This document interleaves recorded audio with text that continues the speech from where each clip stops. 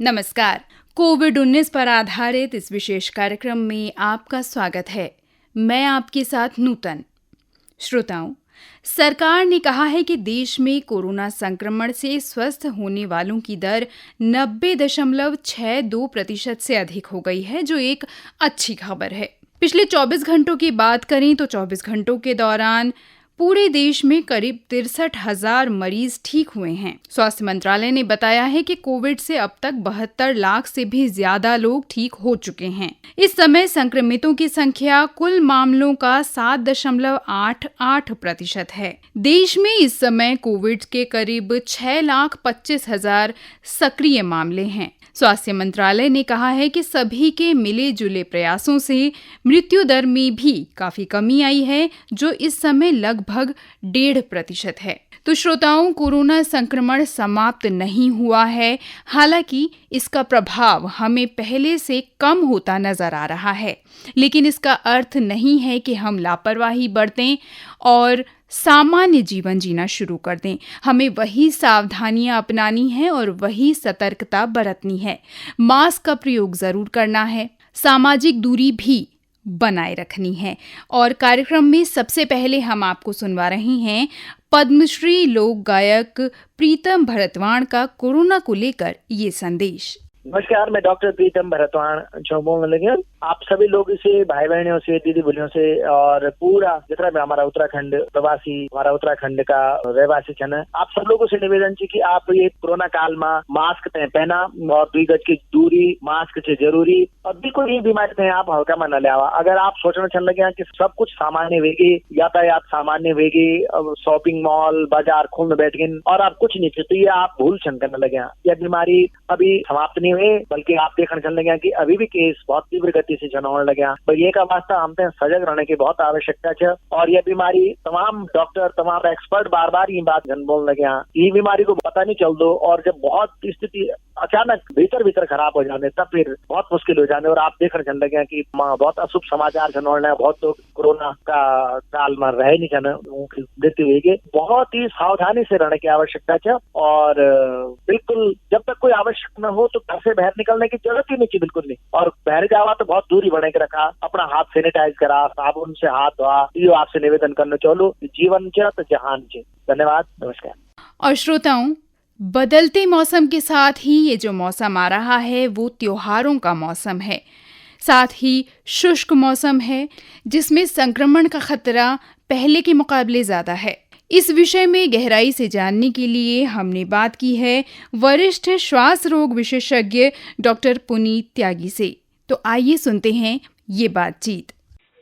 नमस्कार डॉक्टर साहब, स्वागत है आपका हमारे कार्यक्रम में। नमस्कार सर, सबसे पहले आपसे ये जानना चाहेंगे कि फेफड़ों पे या श्वसन तंत्र पे कोरोना संक्रमण का किस तरह का प्रभाव आप देख पा रहे हैं, क्योंकि आपका एक लंबा अनुभव इस क्षेत्र में है। देखिए, कोरोना वायरस जो है रेस्पिरेटरी ट्रैक्ट इन्फेक्शन को इन्फेक्ट करता है बेसिकली हमारे। और अगर हम इसमें मैक्सिमम केसेस की बात करें तो एक ये नॉर्मल वायरल इन्फेक्शन की तरह होता है, जिसमें कि जो सिम्टम्स रहते हैं उसमें सोर थ्रोट, गले में दर्द, मतलब जैसे बुखार होना, और साथ में कई बार सूखी खांसी आना, ये सब रहता है। तो मैक्सिमम जो पेशेंट हैं वो उससे निकल जाते हैं दवाइयों के साथ में। लेकिन कुछ लोगों में ये लंग्स को डैमेज करता है, यहाँ पे कि निमोनिया कर सकता है, या फिर एक्यूट लंग इंजरी नाम की एक बीमारी होती है, जिसमें कि लंग के जो हमारे ऑक्सीजन एक्सचेंजिंग यूनिट होते हैं उनमें काफी डिस्ट्रक्शन होता है और उसकी फर्दर सीवियर फॉर्म एक ARDS होती है। तो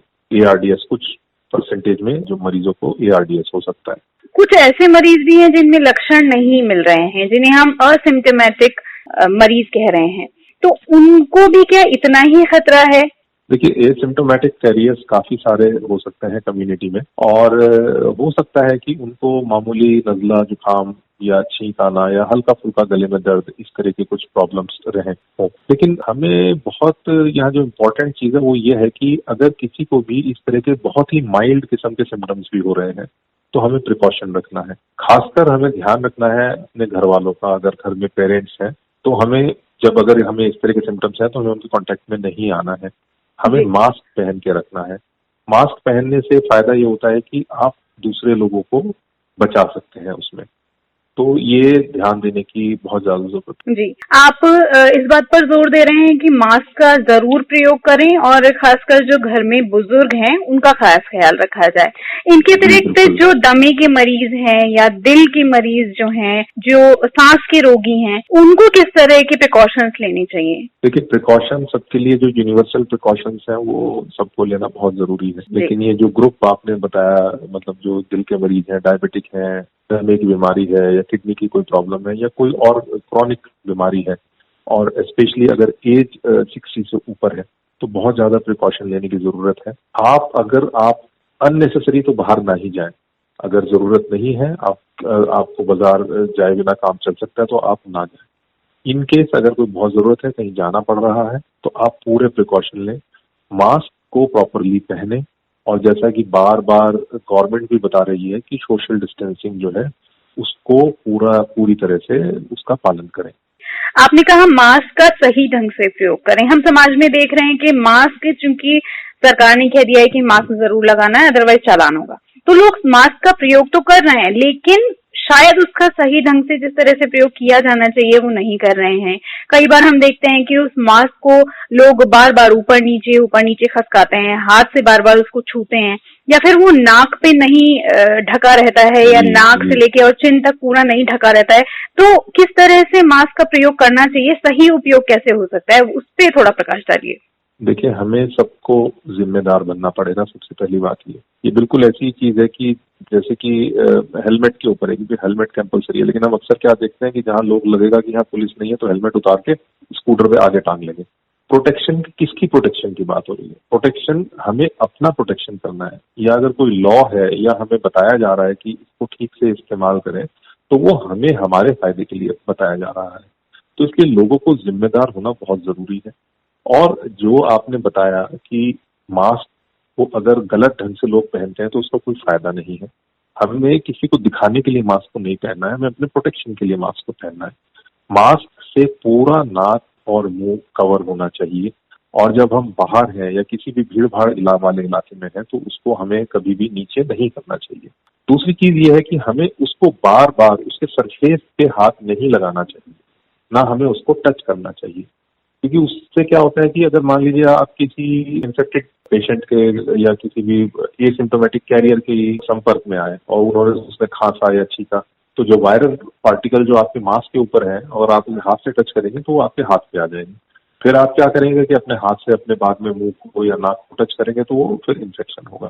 तो इसलिए बहुत जरूरी है कि मास्क प्रॉपरली पहने, नाक और मुंह को कवर करें, और मास्क को अगर टच करना है तो जो हमारे उसके जो स्ट्रेप्स हैं, हम सिर्फ उन्हीं से पकड़ के उसको उतारें, और बेस्ट रहेगा कि एक कागज के उस पैकेट में या किसी एक पॉलिथीन में उसको डाल के और उसको सिक्योर करके रखें। कई लोगों को मास्क पहनने पर काफी घुटन महसूस हो रही है, इसलिए वो इस मास्क को अवॉइड कर रहे हैं, या वो सहज महसूस नहीं कर पा रहे हैं, क्योंकि एक नॉर्मल सी बात है कि जब 2-3 लेयर हमारे नाक के ऊपर कपड़े की होंगी तो उसमें मुश्किल आना लाजमी है। लेकिन किस तरह से, क्या कोई इस तरह के मास्क हो सकते हैं जिसका प्रयोग ऐसे व्यक्ति कर पाए जिनको ज्यादा परेशानी महसूस हो रही है? देखिए, इस तरह के लोग बहुत कम हैं, लेकिन ठीक है, जिनको इस तरह के लोग, कई बार दमे के पेशेंट्स हो सकते हैं, उस तरह के पेशेंट्स हो सकते हैं जिनको ऑलरेडी सांस में प्रॉब्लम है और उन्हें अपना मास्क भी साथ में पहनना पड़ रहा है।